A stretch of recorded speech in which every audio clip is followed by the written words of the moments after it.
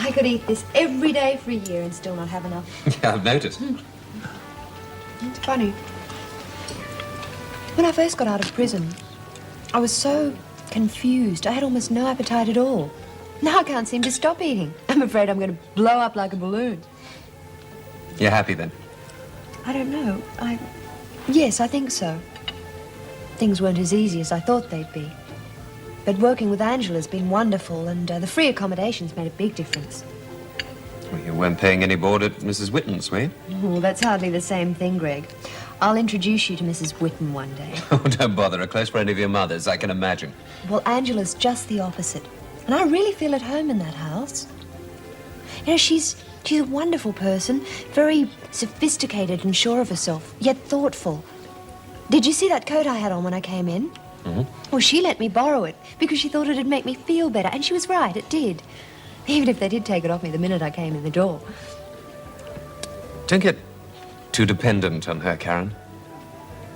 Sorry? I mean, I've nothing against Angela personally, but I just don't think it's a good idea that you should get too involved with her. In what way? Has it occurred to you that she might be just using you? In connection with the halfway house? Yes, probably, but I don't mind. It's an idea I've always wanted to see get off the ground, and I think Angela's the one who could do it. So if I can help, why not? Yeah, that isn't what I meant exactly. Well, what then? I just didn't want to see you getting hurt, that's all.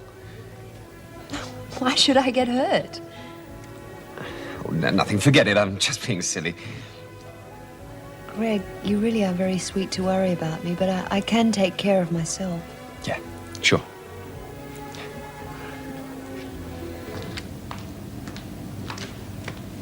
Thought you'd be in the rec room. After 2 weeks in solitary, couldn't stand the noise. As a matter of fact, it's getting pretty noisy in here. You're pretty upset about the women not supporting you over the riot, aren't Wouldn't you be? you? No. They're mindless. Without you there, they'd do anything any idiot told them to. Yeah, so I've noticed. I'm trying to be nice. All I'm saying is that there are only two kinds of animal. Followers and leaders. We're both leaders.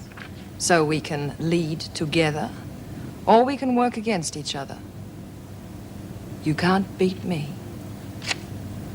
No. Nobody ever has. I'm going to beat this rap, too. When I get out of here, we could be really useful to each other. I could get you things from outside. And it'd be useful to have a contact in here. I'm no one's messenger. You wouldn't have to be. I've got idiots like Martha to do that. An organization as big as mine has got girls coming in and out of here all the time. You could look after them. Make sure they kept out of trouble. Funny, I thought it was your husband's organization. So did he. You know what men are. Children. You don't have to tell me that. Oh, what do you say? Partners? It'd really get up Vera's nose. Okay, you're on. Good.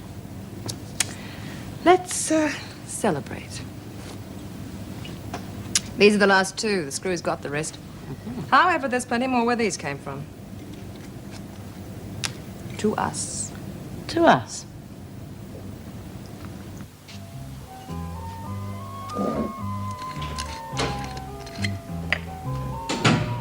Ah, the innocent returns.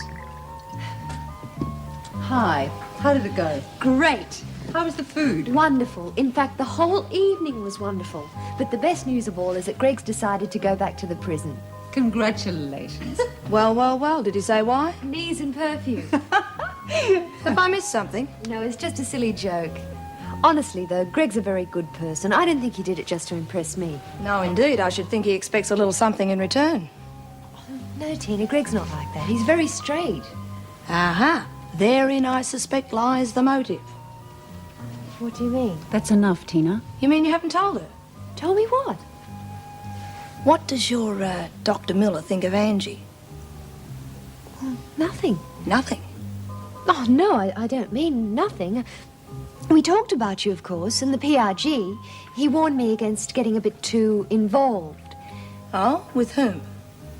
Well, just generally. He thinks that after all that time inside, I must be a bit emotionally vulnerable. Well, I think he's taking the whole thing a bit too seriously. Oh, you do you? God, you're naive, Karen. He's trying to save you from a fate worse than death, and you don't even know it. What? Didn't you say you had to have an early night? Oh, yes. How true. Night, Karen. Night, old love. Thanks for the dinner.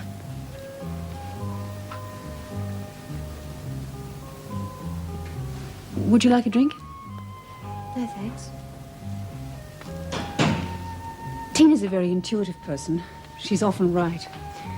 She's also rather tactless. What was all that about? When Greg warned you about getting involved with me, he didn't mean the PRG. He meant me. I'm sorry, I don't understand. He was trying to tell you that I'm a homosexual. A lesbian, if you like. Oh, I don't keep it a secret. The reason we've never discussed it before, it's not been relevant. Well, what's it got to do with Greg? Well, I would say that Dr. Miller has interpreted my interest in you as a prelude to seduction. He hopes by winning your affections to keep you on the straight and narrow, thus protecting you from my perversions.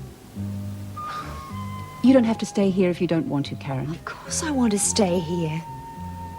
How can you be so devious? So narrow-minded and totally irrational.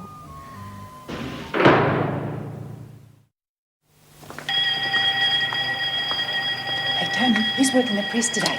Who cares? G'day, B. No, hi.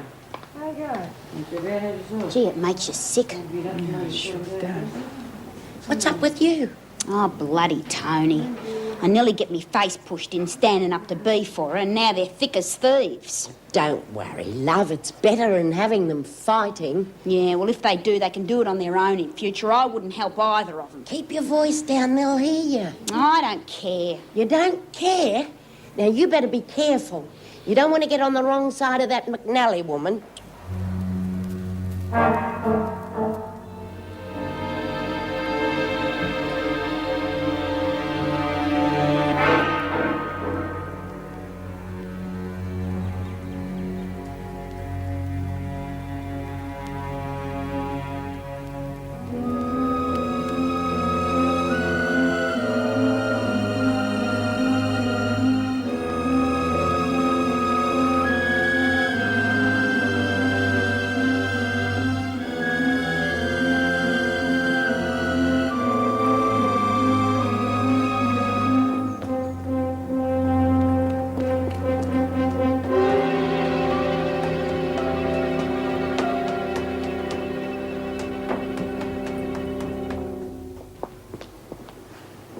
Morning. Good morning. I decided to come back. A couple of days a week, that's all. Yes, Erica told me. Yeah, it's not much, but best I can do. Well, is that why? To help out? Partly, yes. Also, I need the money. I mean, you know what my patients are like at paying. Yes, I do. But I didn't realize you were so desperate. Desperate? Well, the last time you spoke to me, you weren't coming back here under any circumstances. Impossible dream. How's Karen? Well, you saw her the other day, didn't you? Yes. Well, she's fine. What's that got to do with anything? That's what I'd like to know. Look, Meg, I know you didn't like the idea, but it's only for a little while, and I do need the money. You're lying, Greg. Now, look, I don't know why you changed your mind, and I'm not even sure I want to know. But it certainly wasn't for the money. Meg... No, not now. You think about it. If you want to talk, give me a ring.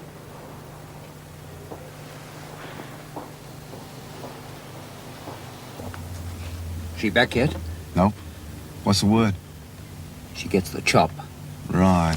Wait for her inside? Yeah.